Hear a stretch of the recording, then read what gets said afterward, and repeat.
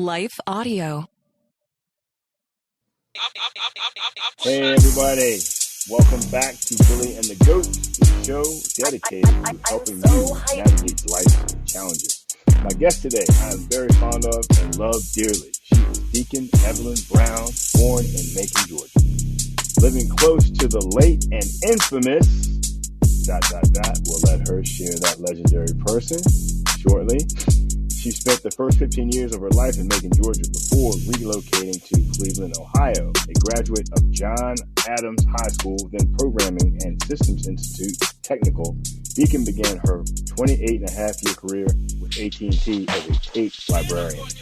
She reminds us that technology back then was not as sophisticated as today. Data was stored on magnetic tapes, microfilm, paper tape, disk drives, and punch paper cards, all of which I remember. Today, it's all stored in the cloud. Have times have changed. After moving up the ladder all the way to Telecommunications Supervisor, Deacon Evelyn retired in 1988. On to her second career in information technology with Nextel, currently known as Sprint Nextel, where she was eventually laid off in 2005. Nevertheless, she landed on her feet once again, this time in the fitness industry at the YMCA. She started working out on a regular basis, participating in various fitness programs and classes at the local YMCA. Her spiritual journey started as a little girl surrounded by her family of strong believers of the Christian faith. Unfortunately, the move from Georgia to Ohio interrupted consistent daily and weekly praise and worship until landing at church in Alpharetta, Georgia. And then her late husband, Willie, accepted a job transfer to Washington, D.C. area, and the church search was on again. This time, God paved their way to MLK Christian Church in Reston, Virginia, where my parents, Reverends Jean and Clyde, pastor. Deacon's family of four started there over 40 years ago. Today, Deacon Evelyn serves and attends without her late husband, Willie, and daughter, Anita, both gone too soon. God rest their souls. Deacon Evelyn, quite the journey. Welcome to the show. Thank you, and thank you for having me. I'm honored to be here today. Absolutely. Good to have you. You're fearfully and wonderfully made. God looks at your heart, not your jean size. Do you know the verses, yet still stress over your body? Oh, I get it. I was raised in church, but I struggled with food, eating disorders, and my body for decades. I'm Heather Creekmore, host of the Compared to You podcast, where we talk about all things body image and comparison from a biblical perspective. We get real about the pressure to focus on appearance in a culture where looks seem to matter most. Whether you're wrestling wrinkles or battling the scale, Compared to Who is the show for you. You'll laugh a little and be encouraged a lot. If you're ready to stop comparing and start living, visit lifeaudio.com to listen and subscribe. It's time to believe in magic again at Harry Potter and the Cursed Child, Broadway's spellbinding spectacular.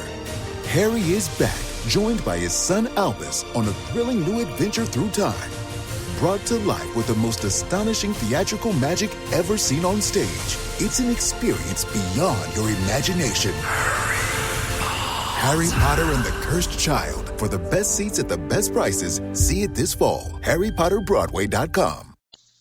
So, you started your spiritual journey as a young child. I mean, how old were you? I can recall back to age 5. My mother was a church-going woman, very strong in her Christian faith, always participating in activities at the church.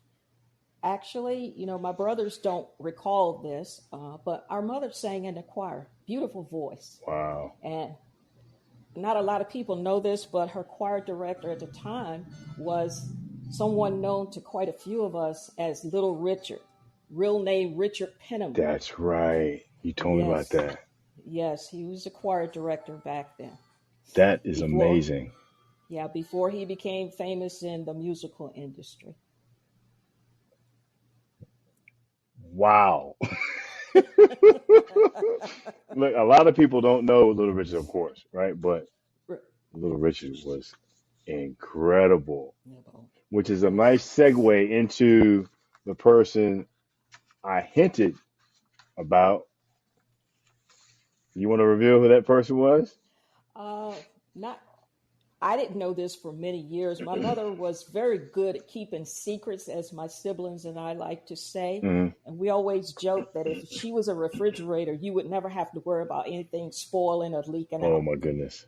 So what I'm leading up to is for many years, my siblings and I did not know that our mother and James Brown were second cousins. Whoa. Yeah, we did not know that. And James used to come by my maternal grandparents' house quite frequently, as did one of his backup singers, who was Christine Brown, his sister. And, for whatever reason, no one ever talked about that. We always talked about his touring, his music, Right. Where he came from, where he was at that point, and where he hoped to go. So, my mother just never shared that. I guess she figured, that's not important. The important thing is we're all family. We love everybody. So just leave it at that. Amen. That is amazing. I mean, most people, Deacon, I think would have to say, they've never met one star, if you will, or legend. And you knew two. Two. Yeah. Two of them. Yes. Oh my goodness.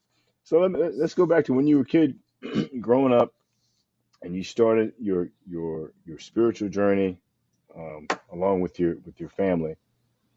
I'm sure you had some stressful times when you were growing up. Do you remember how you handled those moments or issues? Yes, I do. Some of the stressful times, my mother taught me a prayer, and it was really a prayer for bedtime. And she would always tell me, if something starts to bother you and there's no one to talk to, including me, just recite your little bedtime prayer silently. You don't have to let others know that you're reciting this prayer. Wow. And to this day, I still recite this prayer along with more to it. And the prayer she used to have me recite at bedtime was, "Now I lay me down to sleep. I pray the Lord my soul to keep. If I should die before I wake, I pray the Lord my soul to take. Amen." Oh my goodness. So as you can imagine, over the years, I have added to that, plugging in different things based on my experience and my Christian walk. So it just goes to show that oftentimes things that your parents teach you and instill in you, they never leave you, no matter how old you get. Amen. That's fantastic, Deacon. I mean, as you know, of course, how powerful prayer is, and that's probably it is the most powerful thing that we can do, as Christians, is to pray. And that is just so insightful, and it's just amazingly, it's amazing that your mother, that you learn that at such an early age, because you can use that, forever, of course. Yes. Yes. Are there any times more than others that you struggle with growing up, where you use you use that prayer and then maybe things didn't happen as quickly as you would have liked? There were many times, growing up, that things happened that I didn't like, I didn't agree with. And one of the biggest ones was relocating from Macon, Georgia to Cleveland, That's Ohio. big. Mm-hmm. Yeah, because if you think about it, I'm leaving family that I grew up with that still to this day reside in Macon, Georgia, most of them. But most importantly, I'm leaving all my friends, from school. Now I have to go integrate myself into a new school system, new people, and try and make friends. And can I tell you, that was not easy. I bet. And would you like to guess why? Why? I don't have it now. Most people say I sound more Midwestern than Southern. Moving from Georgia to Ohio, I really had the Southern accent. Wow. And the Southern mannerism, meaning yes, ma'am, no, ma'am, yes, sir, no, sir. That's how I was raised. And kids in school in Cleveland, Ohio, thought that was the most hilarious thing they'd ever heard. So every day I was the brunt of some jokes Yeah. or some type of ribbon. And just being in a new city, new school, new environment, not knowing what to expect, that in itself, very stressful. And then pile that stuff on top of it. I remember the first week of school, I came home and I told my mother, I was in the 10th grade by then. I told my mother, I said, I can't go back there. She said, what do you mean you can't go back there? So I explained what had happened. She looked at me, she said, did you say your prayer? And I was like, yes, ma'am, I did. She said, and what happened? I said, the kids thought I was crying. She said, did you tell them you weren't crying? You were praying to God? I said, yes, ma'am, that was even worse. The ribbon got even worse after I made the statement, I'm praying, because they're like, what are you praying for? You don't belong here. God's not going to help you. You need to go back where you came from. So, Those are brutal. For the first year, from 10th grade until 11th grade, I had maybe 2 friends, one of whom was a step first cousin. And the other one was a young lady who was also from another place in Georgia. And we became friends because we had commonalities. We were both from Georgia. Birthdays are about the same time. She was an only child. I'm the oldest of 6. And we just bonded on that. And unfortunately, about 3/4 of the way into the year, her father, who was in the military, received another assignment and her family relocated. So that dropped me back to the step first cousin. And she wasn't mean, but she didn't outright own that we were cousins. If someone would ask her in front of me, she's like, oh, she's just a girl in one of my classes that I met, and I just like talking to her. So, it wasn't very nice. No, it wasn't very nice. However, it still kept me grounded in a sense, and it kept me being who I was, meaning I didn't change to fit in. I stayed who I was and how I was raised. And that was very important because that is one thing my mother always taught us. She said, I don't care who you come in contact with, what they do, where they go. Never change yourself to be someone that you're not. Amen. Oh my goodness. And I learned that very well. Fantastic. Now these lessons that you're learning from your mother, oh my goodness, priceless. Did you in turn have the same lessons and teachings to your kids? I absolutely did. My children, I instilled in them to be true to themselves, be who you are. Do not change yourself to be a part of this clique or this group or this friendship club. Because what happens is when you change yourself and you're over there, then you miss out on opportunities elsewhere because you're not being true to who you are. And my kids learned that very well. I think my daughter, Anita, had a tough struggle with it. As a teen, she was a little bit on the heavy side. And as you can imagine, over time, what we have seen portrayed as the ideal body, she did not match up with. And she would always, want to find some way to, lose 15 pounds or can I do this? Or, Yes. And we had to, just constantly reinforce to her, you are okay the way you are. Love yourself and love your body as you are. And on the flip side of that, just watch your eating habits.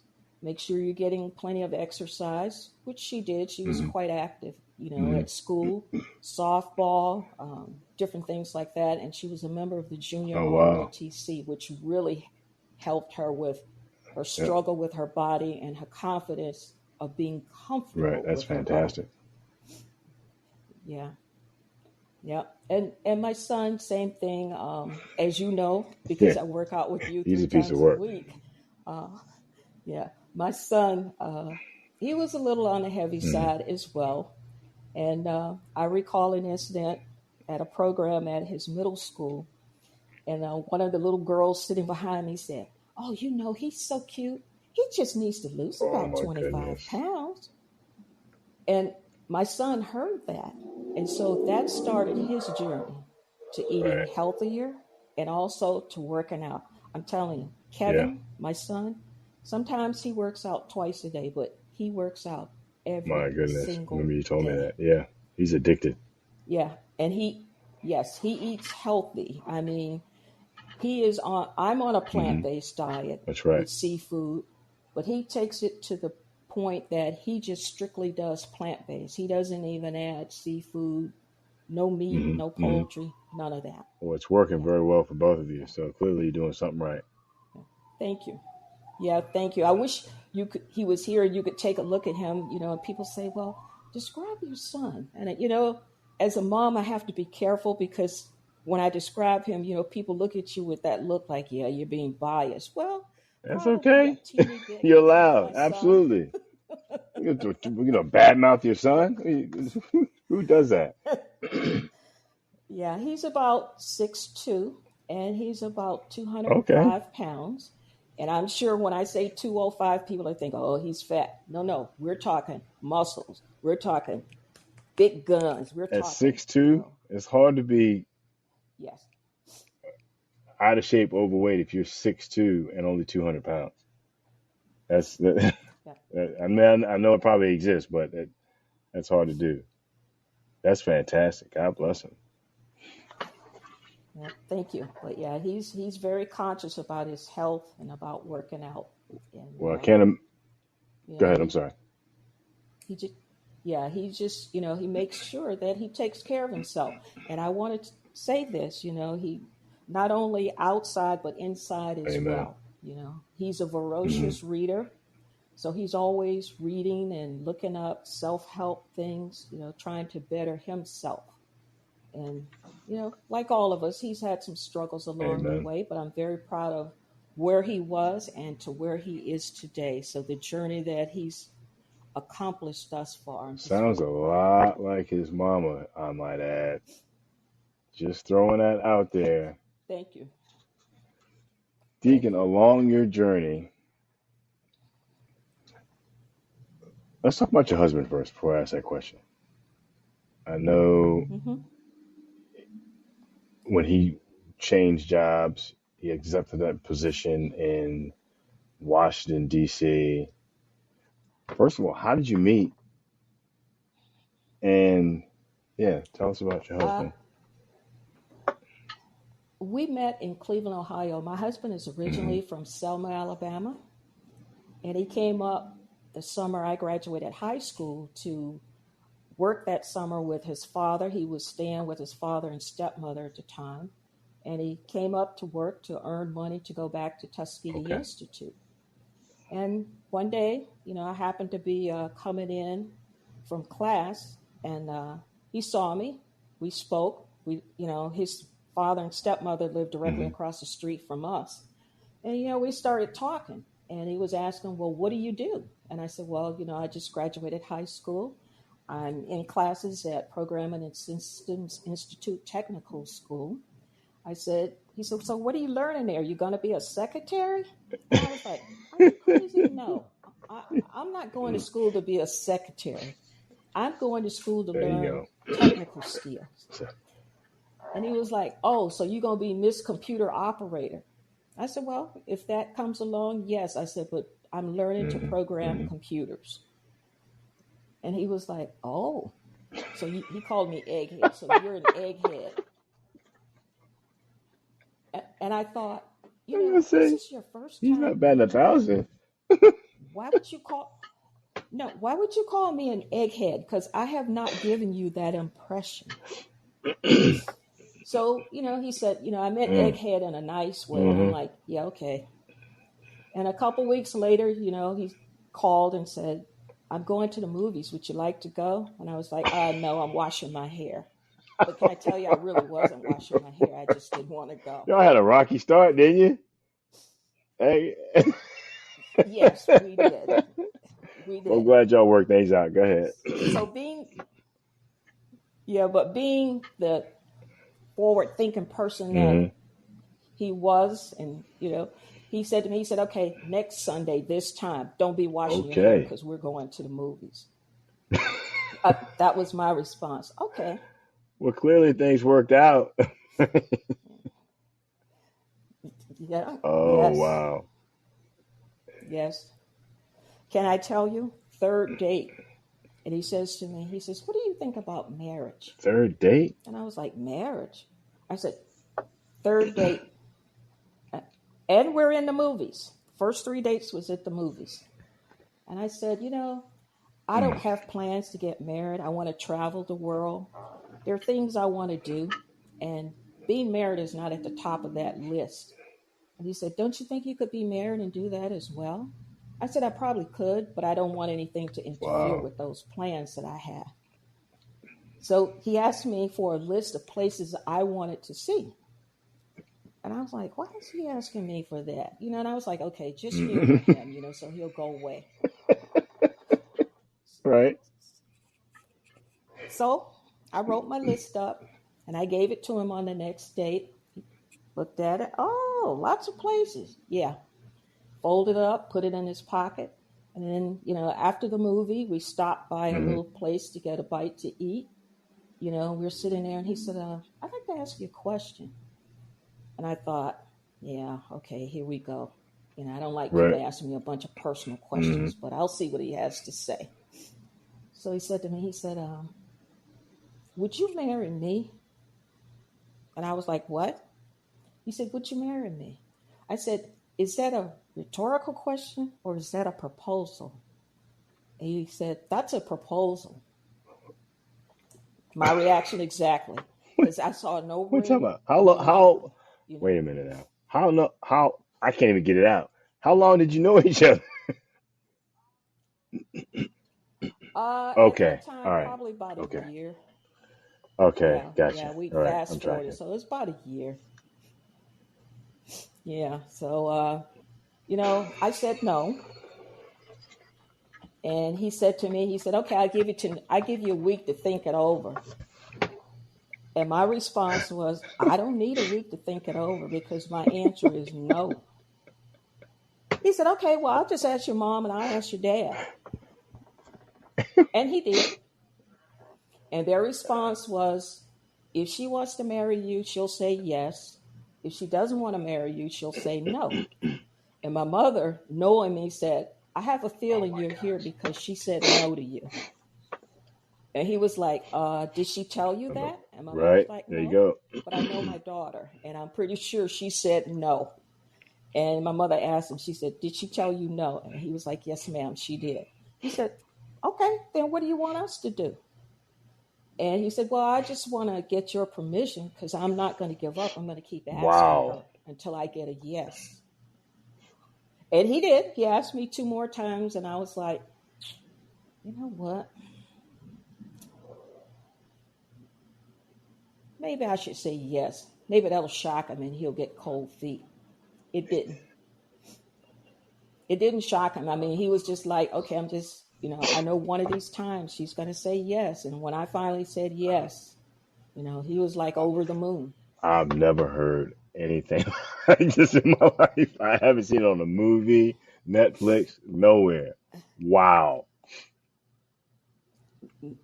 Nope.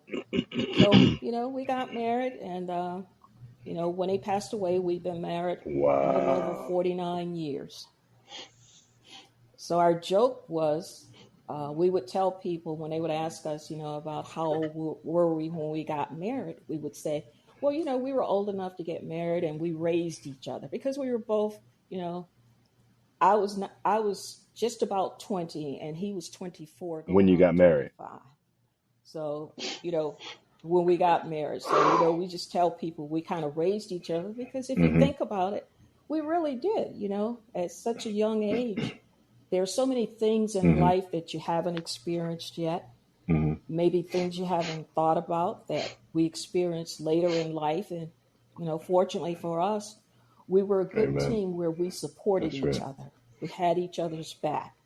And truthfully, he was my mentor in many ways. Because if you think about it, he had gone away from home to college. I didn't do that. So he had that experience. He had the experience of having worked many jobs. By the time I started my first job, I didn't have that. So he was able to mentor me in a lot of different things and in a lot of different ways. And I'm very grateful for that. And I will tell you quite honestly, some of those lessons that I learned from his mentoring, some of them were quite brutal. Helpful. But you know what? Amen. I'm very happy that he taught me those things because, as he said to me, he said, I may not always be around. He said, but you need to know this. And just keep this in the back of your mind because it will serve you well when he you gave you need little it. nuggets. And he was absolutely right. Yeah. Sounds like you were equally yoked as well. Nuggets. Yes. Yeah. Which was... We were. Yeah. You know, sometimes he would get on my nerves because he was a storyteller and a joke teller. I'm the kind of person, if I hear your joke once or twice, I got it. You know, and he would tell the same jokes and stories, you know, over and over and over and over. And I would just roll my eyes because I'm like, I've heard that. Can't you tell me something new or different? And he would say, but these are my stories and my jokes. And of course, as you can imagine, at that point, I wasn't appreciating the stories and jokes then because, as the kids say, they were real old with me. You want some new material. For something new. However, looking back on that, you know, we all have our own journey and our own story. And there is no limit to how many times we can tell those stories or those jokes. And the reason being is because when you tell those jokes and stories, you have no idea how it may help someone else. And you know, that was something I had to learn later on because I used to say to him, are you going to tell me that same old tired joke again? And he'd be like, yeah, but guess what? I'm going to give it a new emphasis. Here we go. Be like, oh my goodness. Here we go. Yeah, but sounds like he was quite a man. Yeah, so I had the opportunity to meet him. He was quite a man. Yes, he was. Yeah, quite a man. Thank you. Yeah. And, you know, just very humble. What? Yeah. Can you remember back to some instances or an instance in your life particularly where you needed your faith the most? Like you were having a tough time with something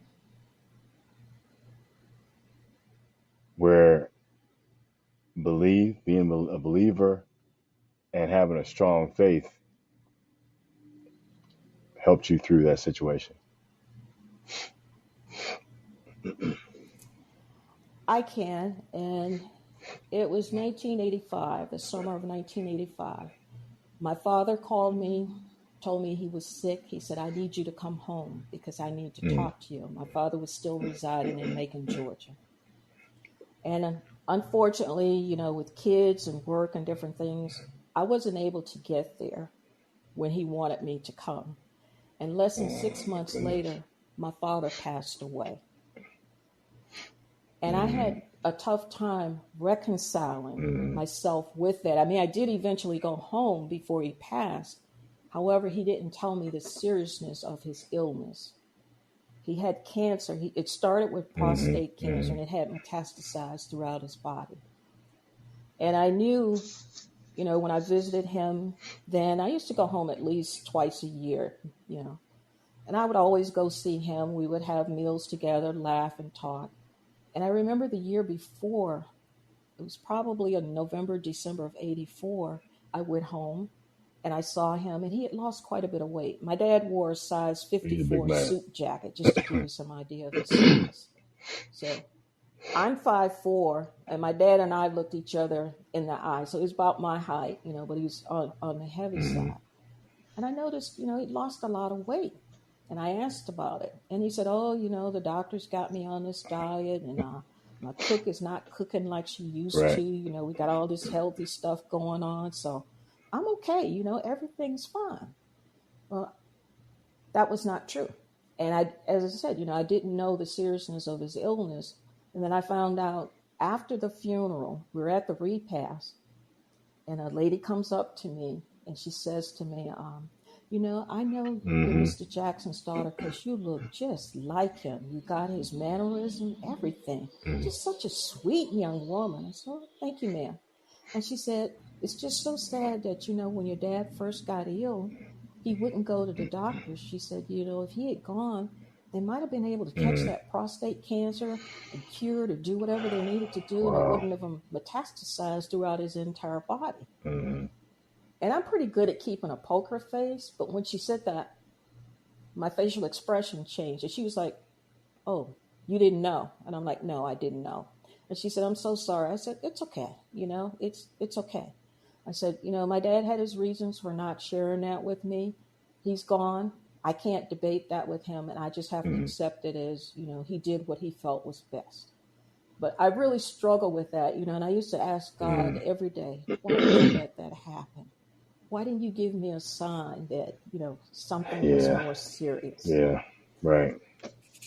But what can you do? Right.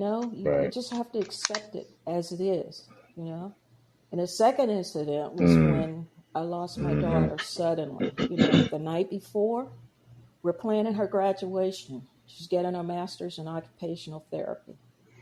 So being the daughter that she was, she always called and she'd say, hey, Mom, how you doing? I said, great. How are you, Anita? Good. Tell you what, don't have time for chit-chat, but I got your list of items that you need to take care of for my party. So she runs down the list and gives me my to-do list, and she gives me her dad's to-do list. And I'm like, I'll probably end up doing this list. She said, I don't care as long as it's done. Less than 24 hours later, my son-in-law is calling. I can't understand a word he's saying because he's screaming and crying. And, when he finally calms down, he tells me that, they're at one of the local hospitals and I need to get there as quick as I can. And I did. Unfortunately, by the time I got there, she was already gone. No one would tell us that. They had us sitting in this room and we've been waiting for over an hour. And I finally said, I'm going to go out and see if I can find someone that can give us an update. And I found a nurse and she said, I'll go get someone and they'll come and talk to you. She said, just, have a seat. 20 minutes later, the door opens and the first person I see walk through the door is a priest, a Catholic priest. I knew him. Immediately behind him was her pulmonologist.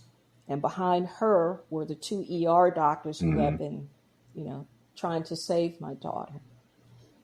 And, they all walked in, closed the door, and the priest walked over and he said, you have to be the mother because you and your daughter look like twins. And I said, yes, I'm the mother. And he took my hand and he said, I'm sorry to tell you this. Oh my gosh, Deacon. He said, but your daughter didn't make it. And, I'm sitting there going, I already know she's gone, So, we had prayer and, a little bit of conversation. And they asked, did I need anything? And I said, yes. I need to see my daughter. I need to be able to hug her. And they're like, no, you don't want to see her because, all we did. I said, please, just clean her up, get her presentable. I'm not leaving until I get the opportunity to see my daughter. And they allowed me to see her. And it took a lot of strength, physical strength, a lot of spiritual strength for that journey because my husband was devastated. My son was devastated. My son-in-law was devastated. I bet. Her mother-in-law was You just talked to her the night before, right? As well as other family members. I just talked to her the night before, less than 24 hours before. And, everybody else fell apart. And then all of a sudden, everybody's coming to me. What are we going to do? How are we going to get through this? How old was she? So. My goodness. She was 31. She's so young. My gracious. Yeah. 31. Yeah. Yep. And, for me, I had to put the grief aside and step in and start taking care of business, talking about the funeral, making plans for that, notifying family and all of that. And, I used to tell my husband at night, when the phone calls stopped and people were gone from the house, I would say, I'm exhausted. And he would look at me and say, how can you do all of that? You act like, it doesn't bother you. It bothered me, but someone had to have not only the physical, mentally and emotional strength, but the spiritual strength to step up and do what was needed to be done at that time. And I did that. Right. And I'm good at compartmentalizing things. So I kind of compartmentalized my grief to help us get through what we were going through. And then, probably about 9 to 12 months after her passing, I started experiencing my grief. There were different triggers. For example, she passed in July and she was posthumously awarded her master's degree in December of that year. So the school, Shenandoah University, invited us down to receive her graduation pin, which we did. They also took her notes. They said she had the most complete set of notes from all of her classes. They had her notes typed up and put in the library for students in the occupational therapy program to use as study guides. So just, a lot of things went on that we needed to get through that I knew I couldn't break down. I still had to be the stalwart, if you want. Yeah. So yeah. And of course, Anita and I had a dream because at that time I was in between careers. I, retired from AT&T, and she was going to be an occupational therapist, and I was to start school to become a pharmacist. And yeah, but once she passed, that my dream just went to the side because to me there was no longer a need for me to study to become a pharmacist. Because my partner wouldn't be there. We were planning to go in business together. That's a detour that you did not anticipate. Wow. Oh, my goodness. That's heavy, Deacon. I'm so sorry you went through that. I didn't realize it happened that way. What year was that? 2002. That would be 2002. My goodness. Yeah, 2002. Yes. Yeah. It just, but it's amazing, when you have faith, it's amazing how far your faith and prayer does and will carry you, And as you said earlier, sometimes it doesn't happen, whatever you're asking for in your prayers, it doesn't happen right away. And it can seem like a disappointment. And I had to learn this the hard way. But, we serve an on-time God. That's it. That's it. He's an on-time. It's in his time, not our time, And I had to learn that, he's an on-time God. And I just need to be patient and wait for him to move and to reveal to me, okay, I'm answering your prayer. Absolutely it is. There's levels of this. It's a challenge. The levels of our faith. Learn it. Just listening to you about your daughter and your son,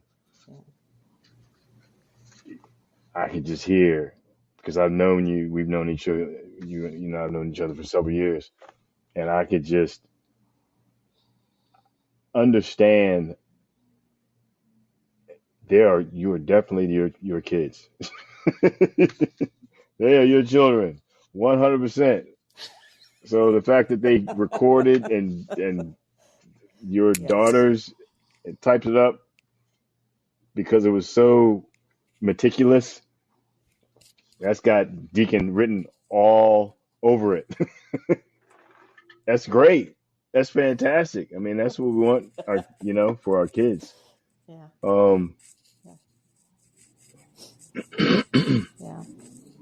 Yeah, I actually had the opportunity to visit Shenandoah probably a couple of years after Anita passed. And I did see her notes in the library. And I did not know it at the time, but the librarian that I met that day knew my daughter. My daughter was a very friendly person, had lots of friends. So that didn't surprise me when the lady said to me, she said, "Oh, yeah, I know Anita. She come in here. We talk about all kinds of things."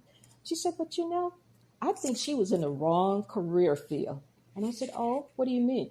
She said, "Let me tell you, she could outtalk any Wow. lawyer I've ever dealt with. I always felt That's she should be the amazing. lawyer." Well, either way, she clearly she made an impact. Yep. There's no better way to start your day than spending time in God's Word and in prayer. Don't know where to start? We have a free daily prayer podcast created to help you do just that. The Your Daily Prayer podcast delivers a thoughtful devotional and timely prayer to you 7 days a week. Gain inspiration, faith, and encouragement with daily messages in 10 minutes or less. To start listening now, search Your Daily Prayer on your favorite podcast app or visit lifeaudio.com. At Grainger, we're for the ones who pay attention to every little detail. The ones who fuss, tinker, and sweat the small stuff. Because you know the tiniest thing can make the biggest difference when it comes to keeping business moving. We get it. We're the same way. Offering access to product experts to help you quickly and easily find what you need. So whatever your industry, you know you're always getting professional-grade products. Call, click Grainger.com, or just stop by. Grainger, for the ones who get it done. You're a deacon at Yes. church. Yes. You've Yes, been I am. at Martin Luther King Christian for over 40 years. How Yes. much has your faith changed? And I'm speaking from a perspective of,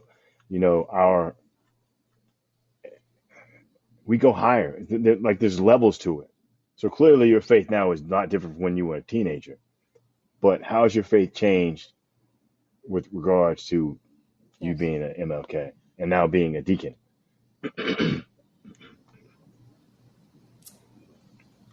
My faith has become much stronger over the years being at MLK and being a deacon. As you could probably imagine, over the years, there have been quite a few different people that were members or friends of the church.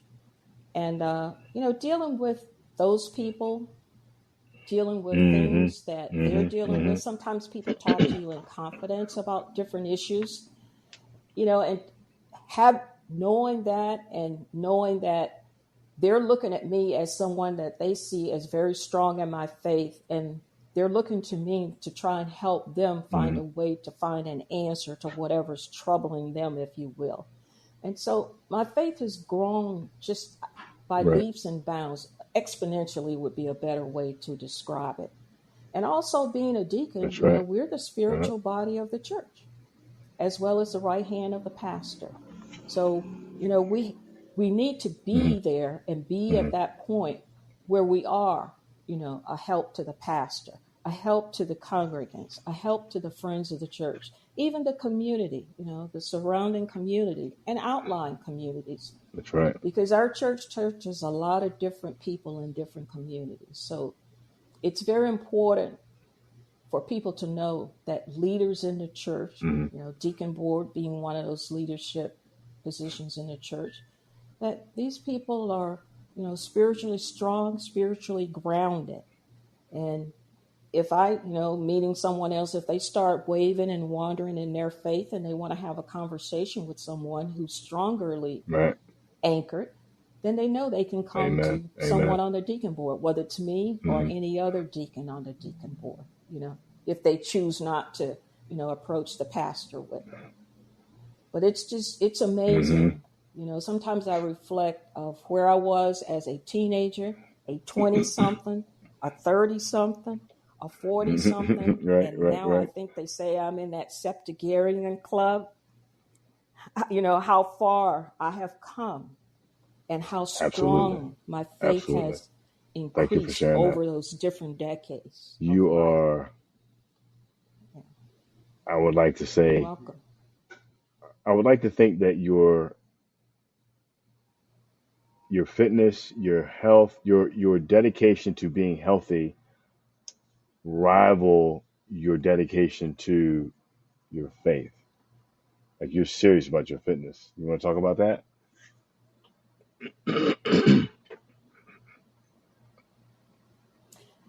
Yes, I am very serious about my fitness.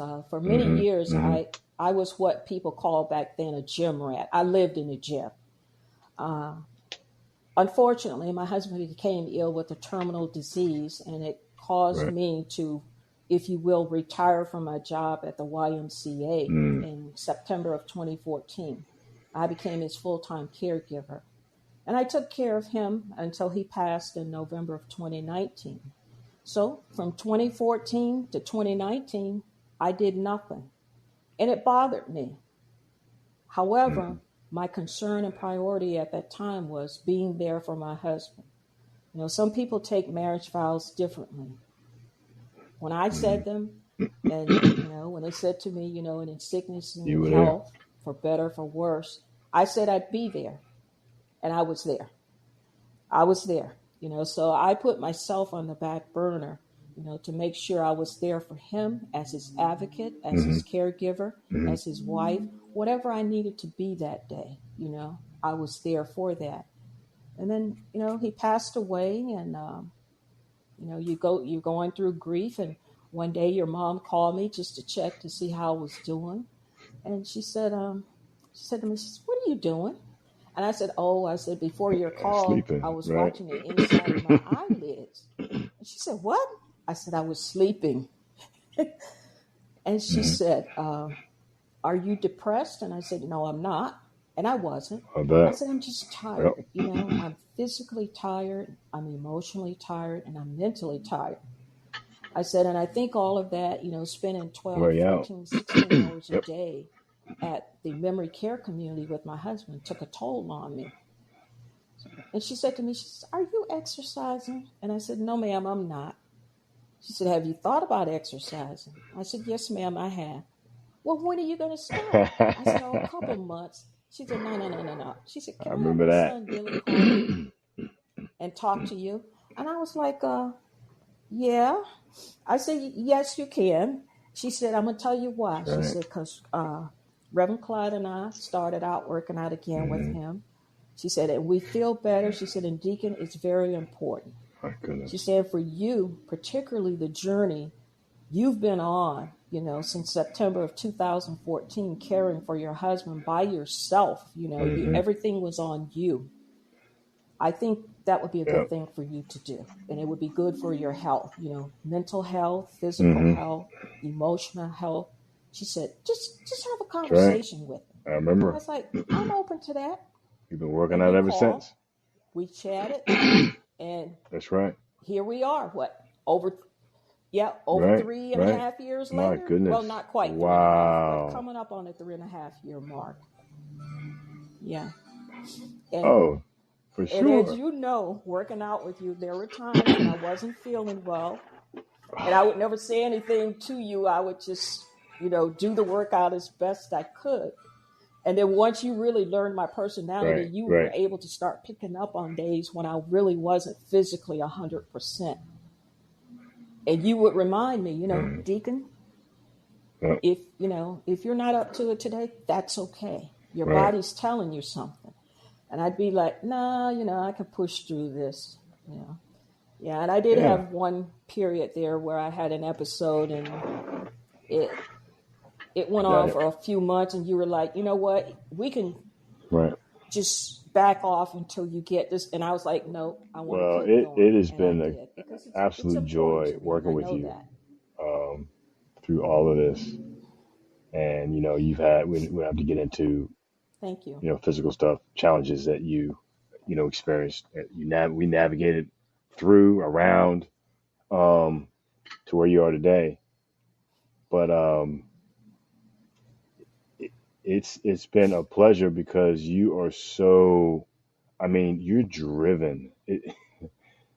I've been doing this for a long time, probably over 30 years now, and sometimes people are just quick to just not show up or quit because of stuff. Everyone has stuff, and sometimes people use stuff to miss a workout. Not Deacon. It's like, I'm coming. I'm here. So it's just, it inspires me, you know? And the other thing is this regarding exercise, you know, as well as I do, because I experienced myself. There have been times when I don't want to work out and I work out anyway, and I always feel better after I work out. Always. You know, we just mentally, the endorphins, we need that release and to release the tension, the stress, the tightness, all of that. You know, it's a great stress reliever. And obviously at the time, you know, when my mom mentioned it to you, you were going through a lot. You had been through a lot. So you needed that. You need that Yes. that outlet, if you will. You're welcome. Absolutely. Any nuggets for our audience? Parting words? A couple nuggets. First, dealing with the physical side of it. No matter who you are and what physical condition you're in, you can always exercise. And I would encourage anyone, as people encouraged me over the years, start slowly and build upon that. And if you don't know what to do, you can always reach out to a personal trainer. You know, I've done the gym membership routes. Right. They're not for everyone, and they were not for me. Mm-hmm. Personally, I like working one-on-one with a trainer, as I do with you, and I did in the past. So don't continue to put your physical health on the back burner, because if you don't have your physical health, you don't have anything else. Spiritually, no matter what you're going through or what you've gone through, never forget to pray and always remember that God is always with you. And if he doesn't answer your prayer today, tomorrow, or next week, don't give up, because remember, he's an on-time God, and it's in his time. That's where we end, ours. Deacon. That was beautiful. Thank you. Thank you so much. Fantastic. Yes. Thank you. You're welcome. Thank you. Allow me to take a moment to thank the team at Life Audio for their partnership with us on the podcast. If you go to lifeaudio.com, you will find dozens of other faith-centered podcasts in their network. They've got shows about prayer, Bible study, parenting, and much, much more.